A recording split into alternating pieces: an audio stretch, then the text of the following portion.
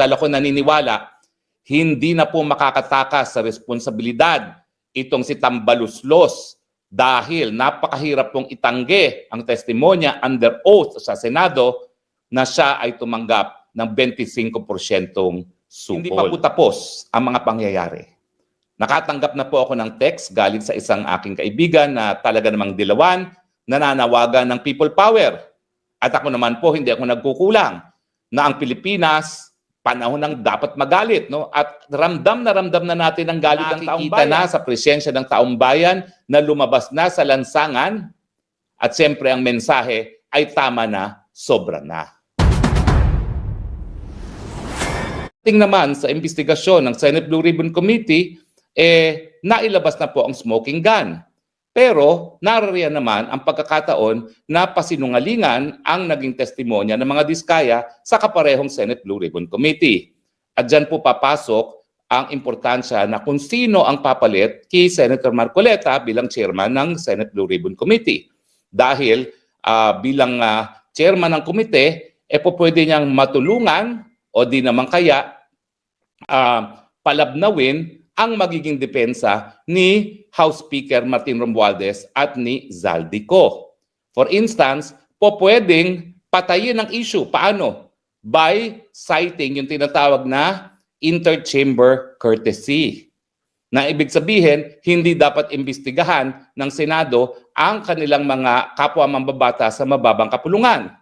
Kapag in-apply po yung interchamber courtesy na yan, parliamentary courtesy na yan, patay na pong investigasyon pagdating sa maanumalyang mga infrastrukturang proyekto, at least insofar as si House Speaker Martin Romualdez at si Zaldico are concerned.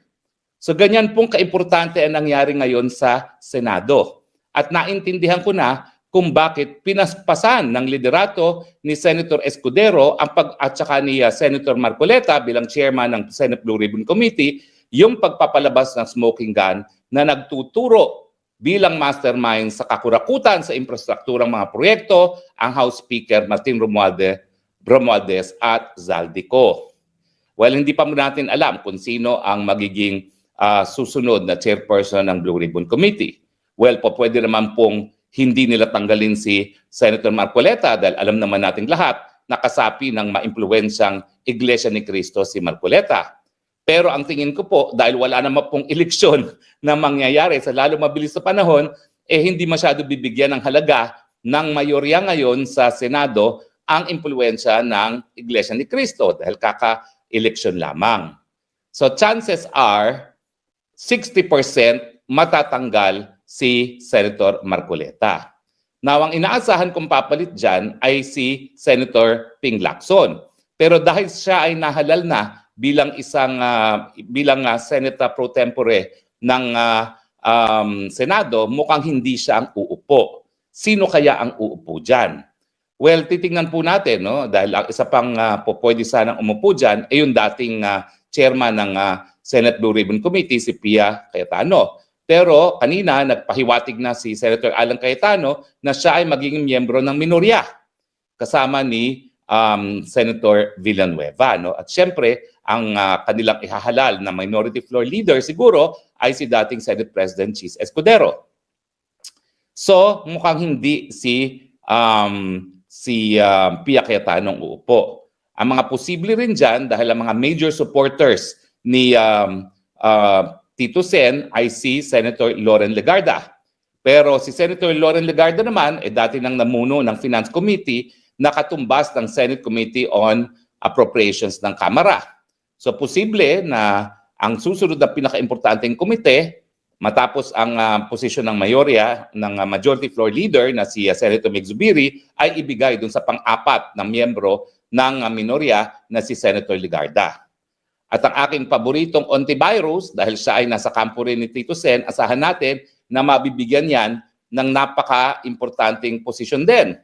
In fact, ang kutob ko, baka ibigay nila kay Risa Ontiveros itong Senate Blue Ribbon Committee.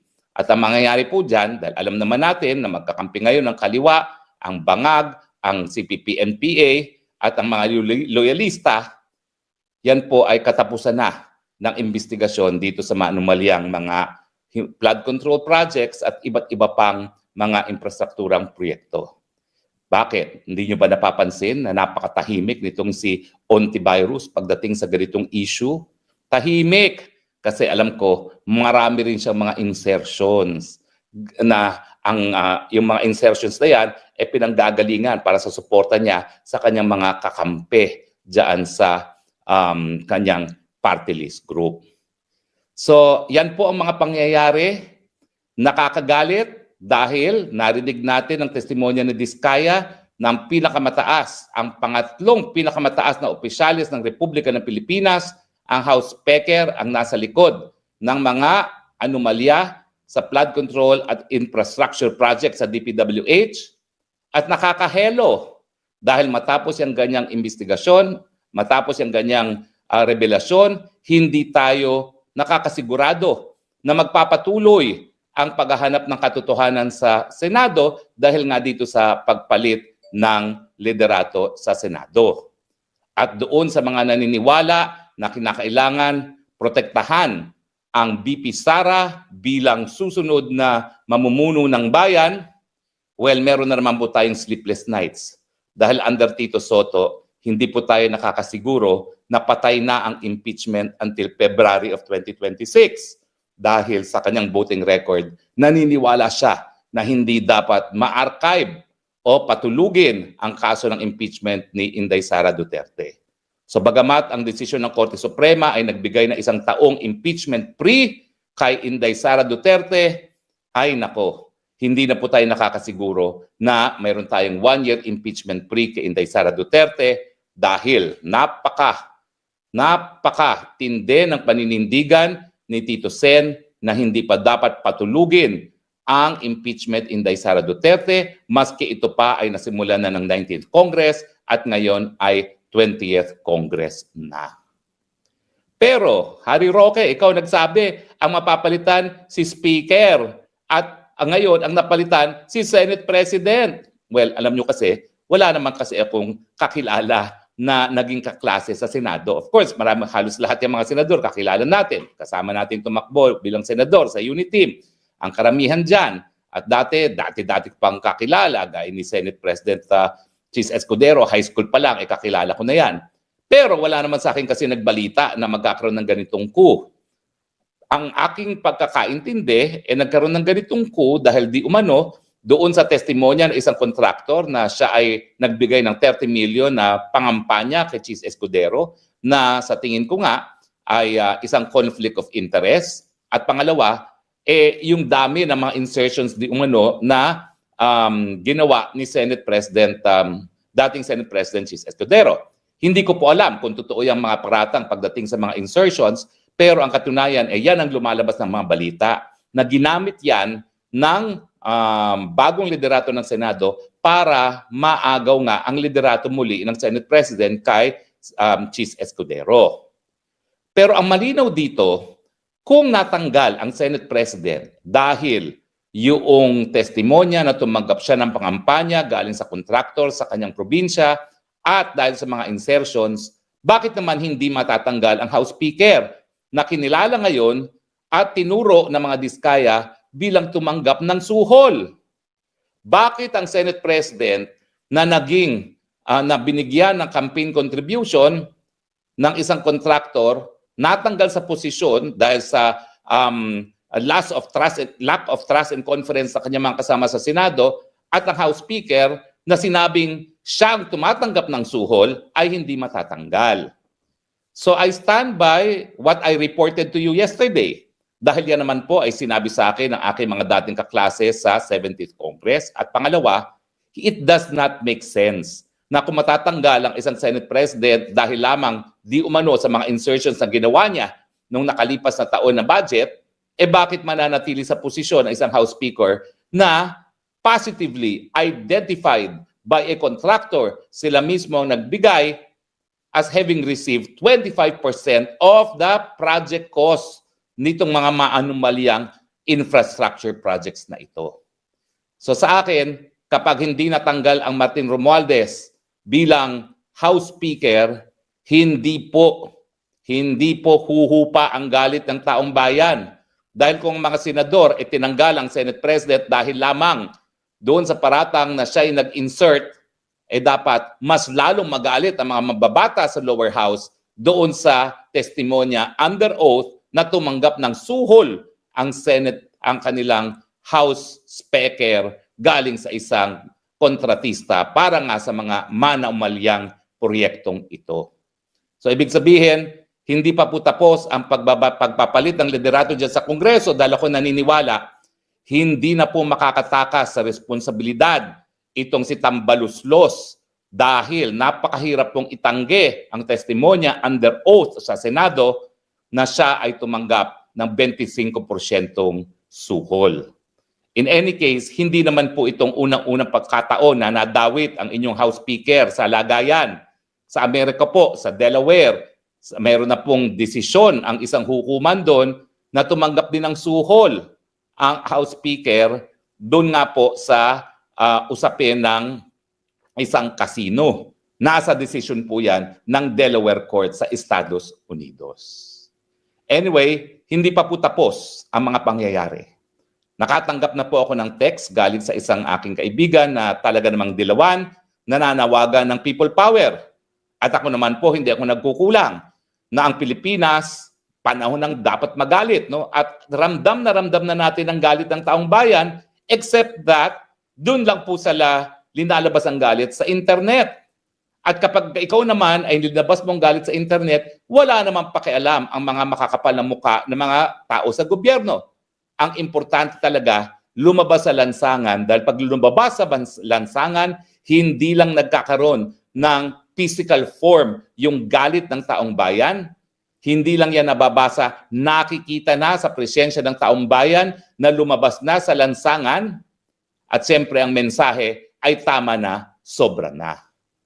Kaya nga itong mga pangyayaring ito, dapat lamang sigurong mangyari na ang mga mambabatas na mayroong pananagutan, alisin sa pwesto, pero gaya ng aking sinasabi, the buck stops with the President. Dahil tignan nyo ang ginawa ni dating Presidente Duterte noong 2019 budget kung saan nag-insert ang mga mambabatas ng kung ano-ano. Lahat po yan binito ni dating Presidente Duterte.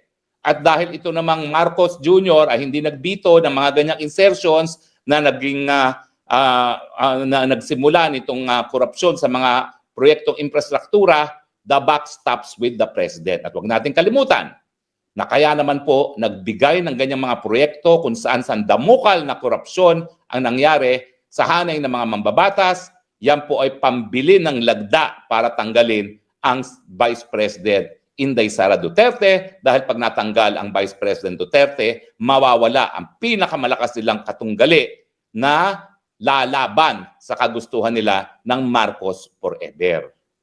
Kaya mga kaibigan, magalit tayo, mahelo tayo sa mga pangyayari sa Senado, pero in the end, tayo na pong maghusga. Ang husga, tanggalin na si Marcos, labas na sa lansangan, ibalik ang kapangyarihan sa taong bayan, ibalik ang kalinisan sa ating pamumuno, tama na, sobra na. Alam ko po, medyo maaga tayo, pero alam nyo naman po, no? Ay medyo napuyat din tayo sa kakapanood dito dahil meron po tayong 6 hours time difference at gumising tayo na maaga para mapanood nga itong pagdinig ng Senado no, from the very beginning. At ngayong nadinig nga po natin, alam ko po, mas galit na kayo. Well, damdamin nyo po yung galit na yan. Ilabas nyo sa kalye, isigaw, Marcos resign. Dahil kung hindi mo naman ginamit ang pondo ng bayan, pambili ng boto para ma-impeach Inday Sara Duterte, hindi mangyayari ito. At huwag niyong kakalimutan, ha? Si Tambaluslos, na sabi ni Diskaya na tumatanggap ng 25% na kickback sa mga proyektong infrastruktura, yan po ang piniling House Speaker ni Marcos Jr., kanyang pinsang buo, at siyempre pinili yan para protektahan ang administrasyon ng Marcos Jr. Tama na, sobra na. Pilipinas, magalit na tayo, sisantihin na naman natin ang presidenteng ito. Live from The Hague, ito po inyong spokes ng bayan, nagsasabi, magalit na tayo, pero mahal kong Pilipinas dahil wala na akong iba pang lupang sinilangan.